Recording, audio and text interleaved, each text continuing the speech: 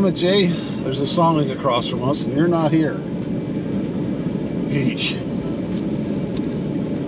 Okay, so we woke up in Morgantown. And in order for me to get turned around and get back on the highway, I gotta go up the road. Turn right now. You're gonna hear Porsche Prime having a fit. You idiot, you're going the wrong way. You idiot. Do you not know? Do you not listen?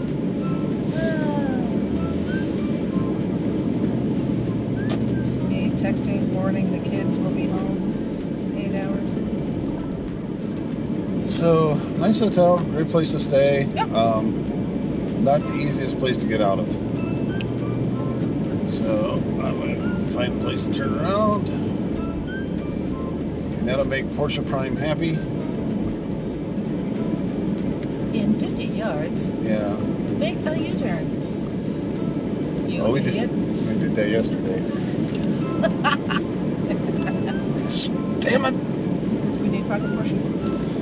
Well, what was happening is that in my ear, Pocket Porsche and Porsche Prime were canceling each other out.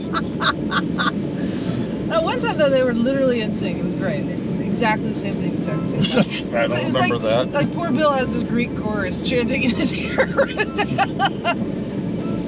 In 50 yards, turn left. Now, all I heard yesterday is one of those situations, take exit 117B, C, D, E, F, G. You need to be specifically on C.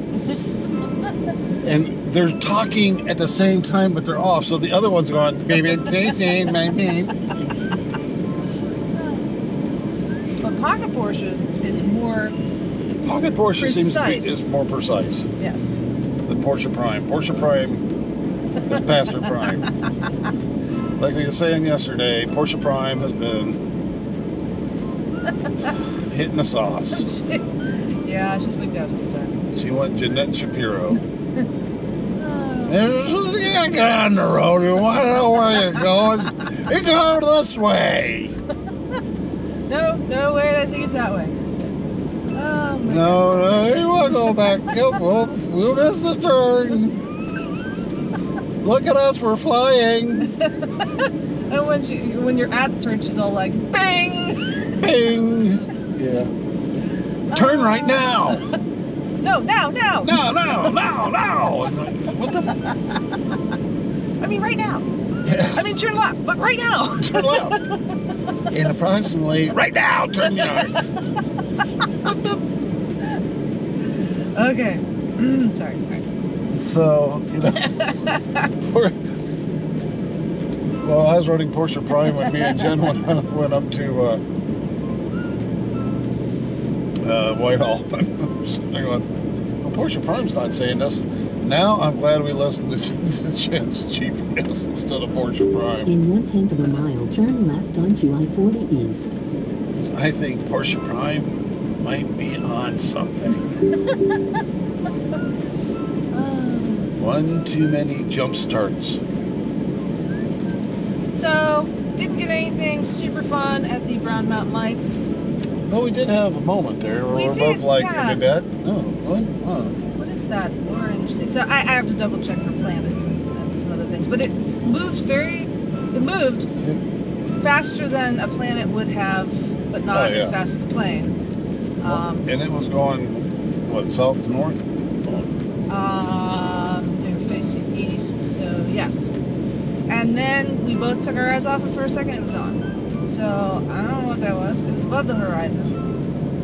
Okay, I'm sorry. Turn that. Yeah, you turned that me. And I took my jacket off because I don't wear a Proceed on coat right? I-40 Oh, yeah, East. Do it. Now that we got another GoPro, we can get another angle, like from behind the truck or the left or the right. And we have clamps. we talked about doing fancy gap. Fancy gap. Yeah, we can do that. Because remember, it was shrouded in mist. You couldn't see anything. We talked about sticking one on the side window when we go back through. We can do that. And as Matt points out, I have no idea where he got the statistic, but I'm sure it's legit. 80% of Bigfoot sightings are road crossings, so it makes sense to have A dash cam, what's up? Dash cam, always going. Well, So there's so many sightings out of Russia. Everybody has a dashboard cam. that's not really a dash cam, but I know, but it serves as one. yeah. So, you know, one of the reasons why I always have the camera pointing out is that, you know, to be honest with you, I'm just your stereotypical overweight white guy looking for Bigfoot. Hey, you know what? Embrace it. Yeah. And I just don't want to hear about it from. I'm just not at that position yet where I just, you know, don't want to hear about it. But the other thing is, I just don't find myself interesting. I find the world interesting, and you know. Oh, as far as why we don't appear on camera usually, yeah, that's. But you know, the other big thing is, I'm on camera. I can't turn that camera out fast enough. That's true. That's why I wear a freaking, you know, I look like I have issues walking around the woods with a helmet on. You look like you're really into, you know, Call of Duty or something. Yeah. I look like I'm out there ready to, like, you know, what do they call it? Air. Oh, they do it all the time with the BBs. What is that? Airsoft. You know, paintball or airsoft somebody. I don't have the mask. I don't have the body for it.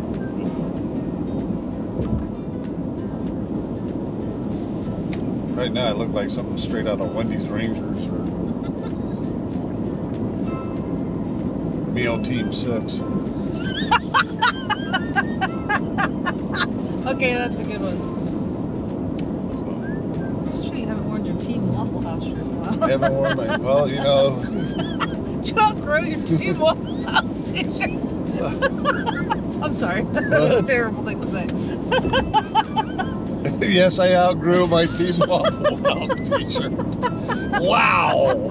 I'm sorry, that just popped out. De-age filter, Deb. Woo. Yeah, sorry. That's okay. It's okay.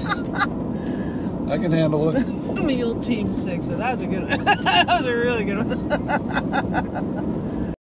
Expertise is just, I mean, and this is part of the conversation that we had with the group this week. Was talking about expertise and collecting evidence and sending it to someone with the expertise to analyze it, which, yeah, in that case, yes, you're looking for degrees, because we're talking about, you know, DNA analysis and, you know, talking to naturalists and stuff like that. That is absolutely true. You need degrees, you need, you know, the backing of an institution is always helpful, because, you know, most of us can't afford electron microscopes out of our, you know, couch cushions, pocket change, you know, so, you know, to fund some of the equipment, that kind of thing, totally get that. But then we sort of broke out into a bigger discussion of, you know, expertise, which, again, kind of thing. And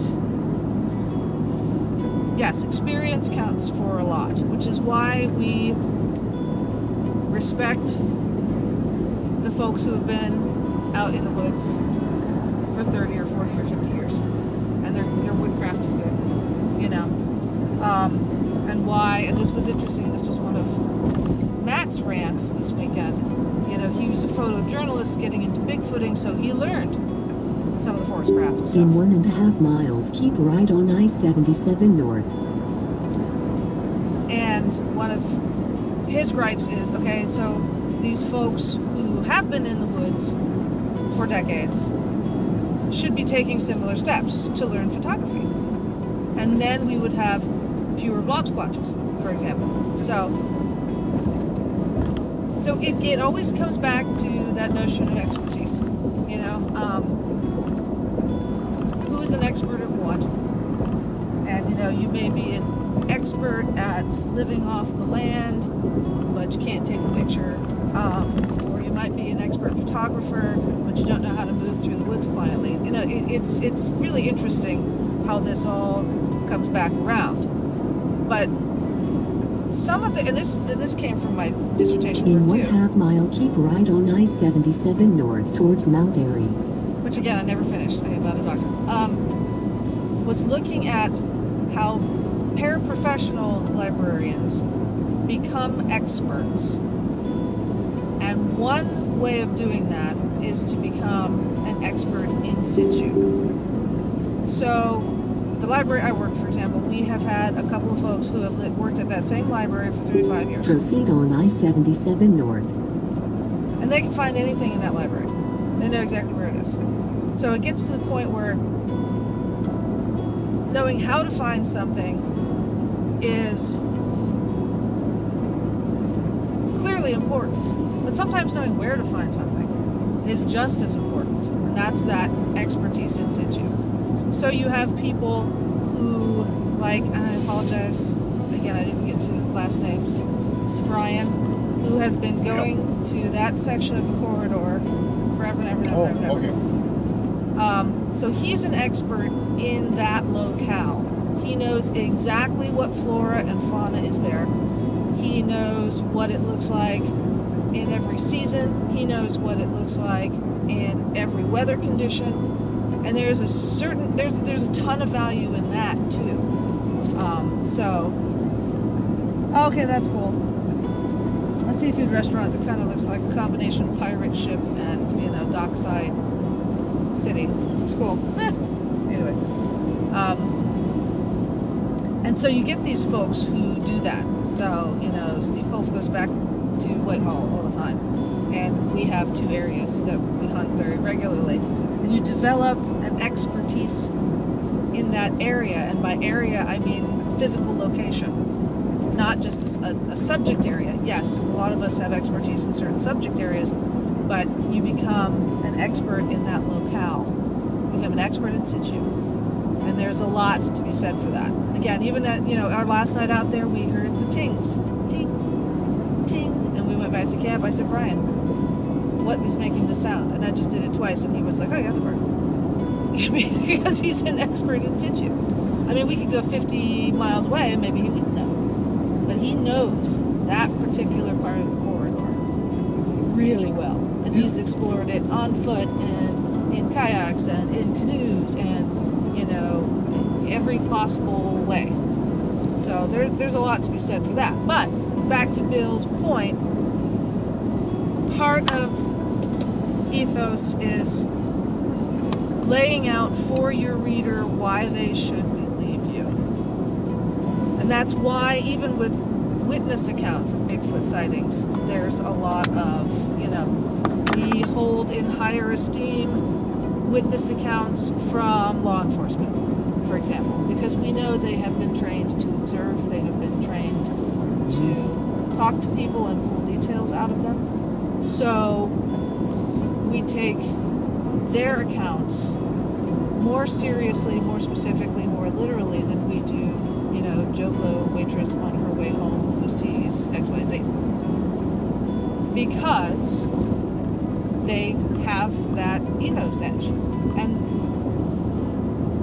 people they'll say that, you know, you get a lot of military veterans.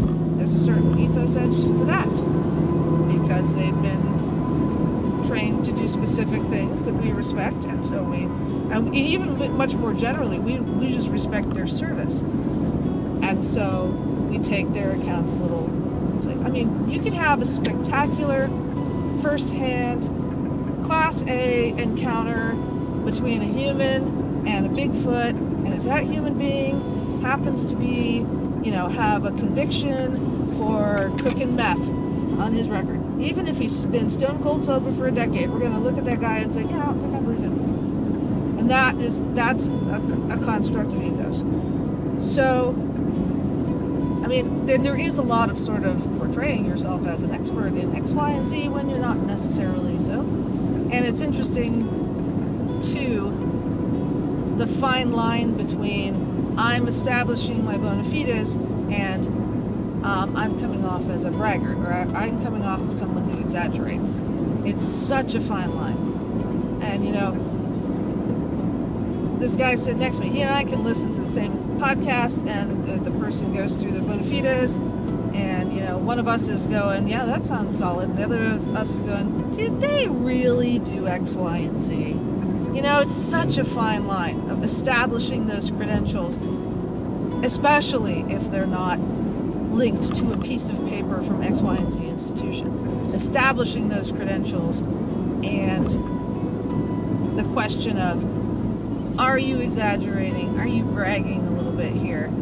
Because, of course, as soon as you cross that line into bragging, you start to lose credibility again. So there's a certain sweet spot where you can garner enough credibility, enough, you know, establishing your own expertise, and then if you go over it, then you start losing it. So they're like, I think this guy's full of shit, you know, or I think this lady is, you know, exaggerating how much experience they have in X, Y, and Z. So it is an interesting, really slippery concept, especially in a field like this where there is no institution handing out degrees in Bigfootology. You know what I mean? We have to forge our own, you know, and figure out how such and such's experience or qualifications in another field, how, you know, how much that is transferable to what we're doing, how much we want to believe. In fact, I am actually hugely encouraged that we're having conversations about this.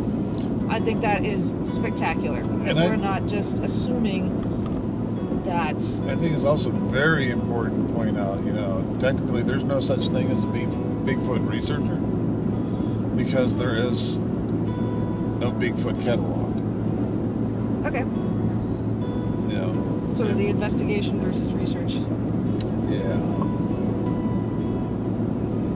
I think that's a huge chunk, you know, and a lot of people call themselves researchers, not realizing that it's not, I mean... Well, I mean, in a way... Of course, that's also can be considered a question of, you know, not question of, but rather a sticking point of semantics, I suppose. Yes, absolutely. That's about what I was going to say, is that the field, if you want to call it that, the field of Bigfoot investigation, research, whatever, is young enough, and I know 50 years sounds like a long time, but is young enough that we are, yes, we're still working out our terminology. We are all over the map on methodology. We are nowhere near standardized methodology, which again is fine. I mean, it's part of the growing pains of how we do this, and we may never standardize our methodologies. But it's going to be harder to, and again, if this is your goal, to prove it to the world if we don't have standardized methodologies. Because without standardizing the methodologies, we can't compare data sets as easily. It's harder because it looks like apples and oranges. Do you know what I mean? So some semblance of standardization will eventually behoove us so we can put together these, and people keep talking about, oh, we need a database of X, Y, and Z. Yes, we do. But it's hard to categorize that data until you have some, at least vague agreement for what qualifies as evidence, what qualifies as data. I mean, and we're at the gathering vast quantities of data, and then we start looking for patterns. That's where we are. Wow, is this area ever pretty? It is. It is. And you know, speaking of that, you know, you got to realize that data can easily become subjective. Oh, sure. You know, because you're looking, you know, as was mentioned over and over, you're going to go out there and you're going to look for the points that support your argumentation. Yep.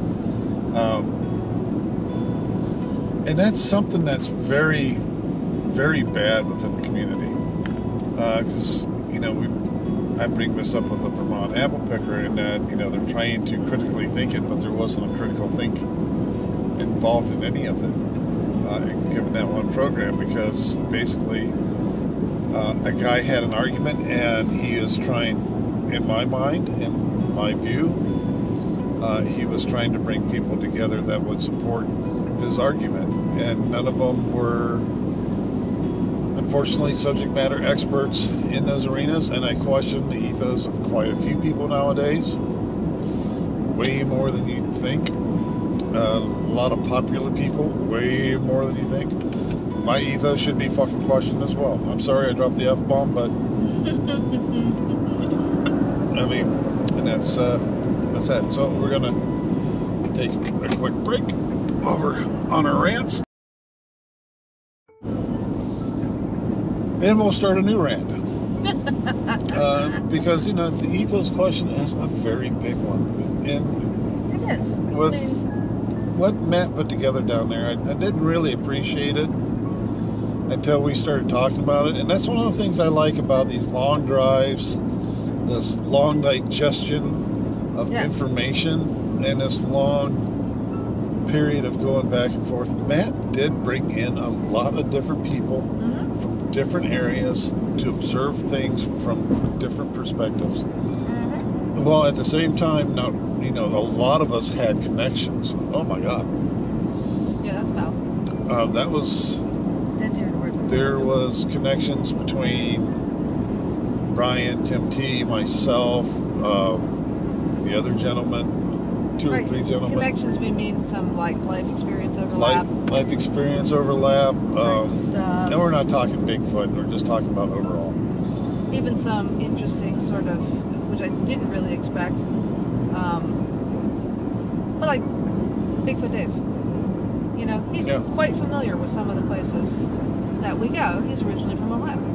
So that was cool. Didn't expect that at all. And we got to talk, you know, very specifically about who the hell else of that group would have known about Kim Bolton, Ohio?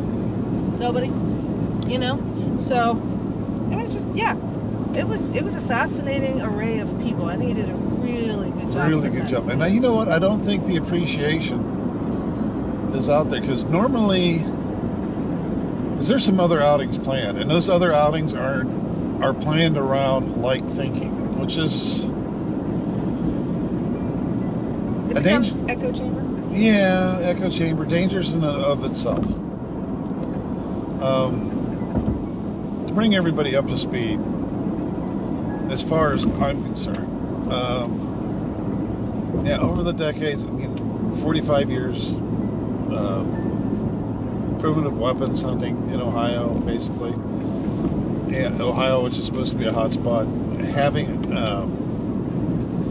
several moments I don't quite understand what happened through the decades, and I can call each one out by the decades. I've already had a lot of that already written down. Some of it I've talked about, very little of it I haven't.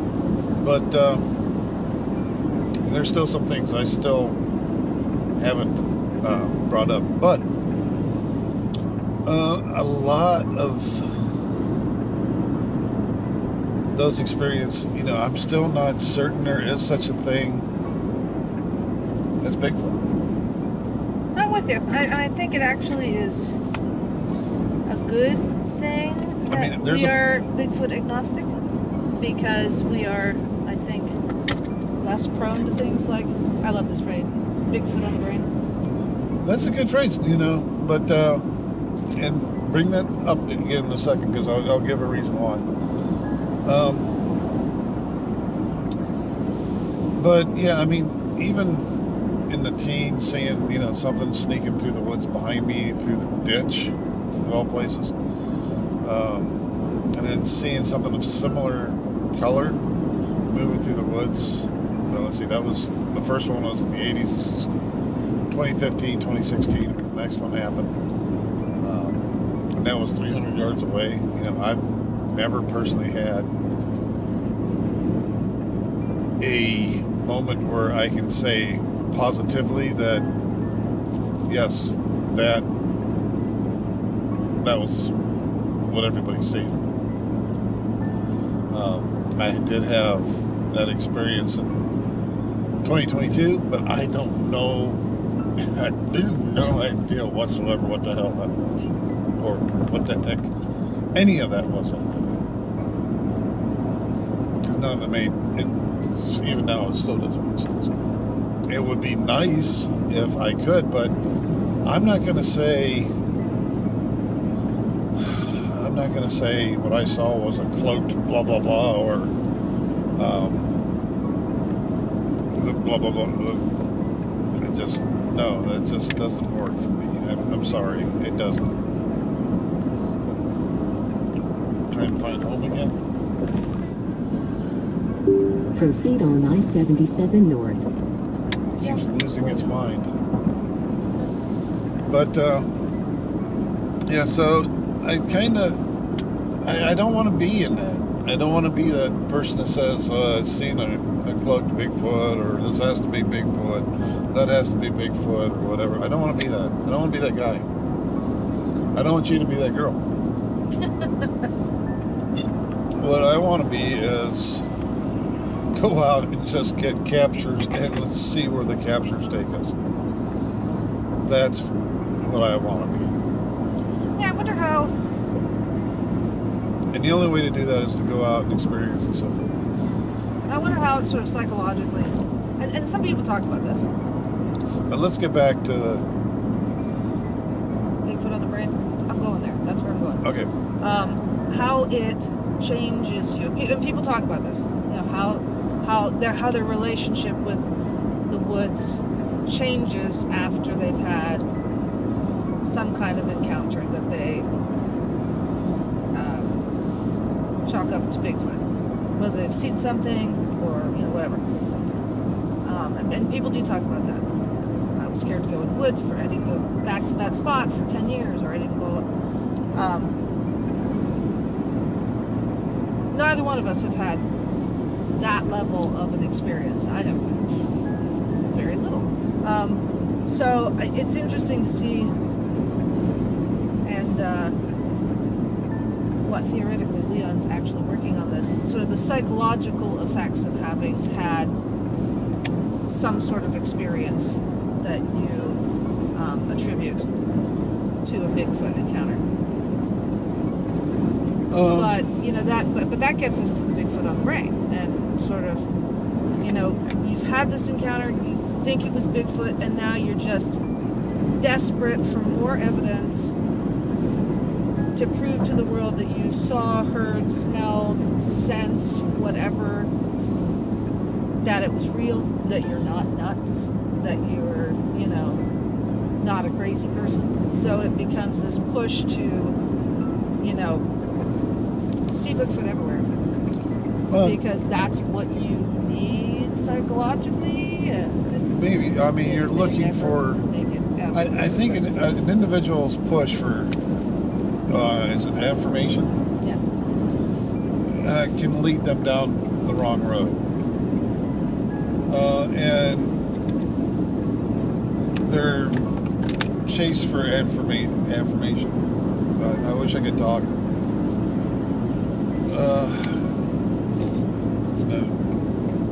It can be emotionally hazardous. Yeah, that's interesting, because there's, complete layman, zero ethos in this field. Just laying that out there. But it struck me that there are some parallels to like sexual assault victims or things like that. More of they talk in this community because people are not gonna treat them like they're crazy. Do you know what I mean? So there is definitely a believe the experiencer. We are coming into Virginia. We're gonna pull over to do some wiring at the Welcome Center. Cool. And hopefully we'll remember this topic. But as we've got what, 5 hours and 39 minutes to talk to ourselves about this stuff. Well, we'll all figure it out by the time we get home. You're invited along for the ride.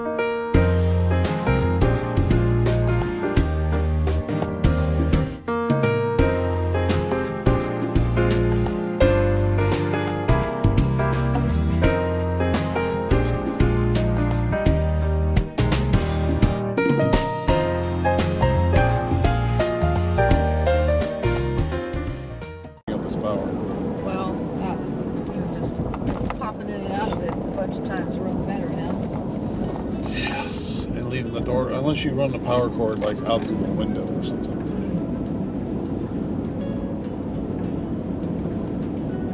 Which reminds me, you have to recharge your Nokia. Yeah, I'm gonna recharge it. Make sure that gets charged up.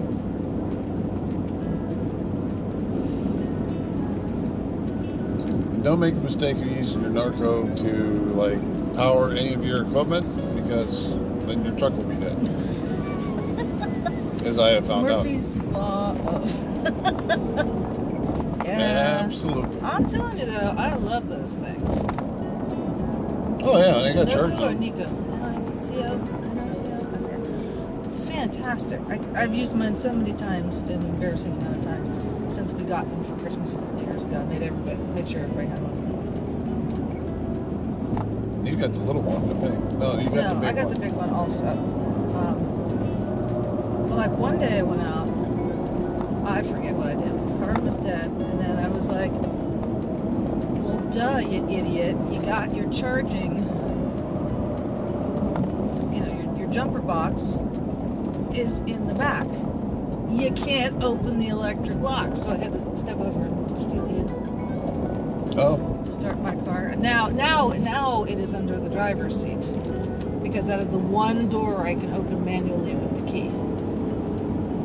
But see, I can't learn from my mistakes. Yeah, it's problematic. So now it lives under the driver's seat, so I can get at it. I was like, Dad, that's right, you just used the blanket. Yeah. That's easy peasy. Wash the blanket. Pillow if you want me to. And I'm going to say, they must allow West Virginia to have all the rights to the Ohio River, because the sign is over on the other side. Both signs are over on the other side. That is interesting. We're back in Ohio. The heart of it all. The heart of it all.